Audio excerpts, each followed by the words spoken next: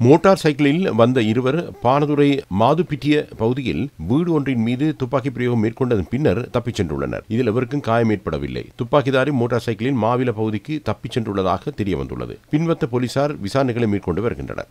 நாட்டின் பல பாகங்களில் திருட்டுச் சம்பவங்களுடன் தொடர்புடையவர்கள் என சந்திக்கப்படும் ஐவர் அடங்கிய கோஷ்டியை போலீசார் கைது செய்துள்ளது. 80 லட்சம் ரூபாய் பெறுமதியான மீன்பரப்பாக்கிய திருடி கனரக வாகனம் ஒன்றை ஏற்றிச் சென்ற போது கந்தகெட்டிய கியூலிகெதர பகுதியில் வைத்து சந்தேக நபர்கள் கைது செய்யப்பட்டனர். சந்தேக நபர்கள் குர்நாகல் பகுதியைச் சேர்ந்தவர்கள் என்றும் அவர்கள் கியூலிகெதர பல்லேவல பகுதி வேலைத்தளம் ஒன்றில் பணிபுரிந்து கொண்டிருந்த போது இதனை திருடியுள்ளதாகவும் போலீசார் தெரிவித்தனர். நீல சூறாவின் வாந்தி எனப்படும் அம்பரை தம்பசம் வைத்திருந்த நபர் ஒருவரும் இதற்கு துணை போன இருவரும் கைது செய்யப்பட்டனர். வத்தேகம தலவின் பகுதியில் வைத்து இவர்கள் கைது செய்யப்பட்டனர். வத்தேகம போலீசார் மேலதிக விசாரணைகளை மேற்கொண்டு வருகின்றனர்.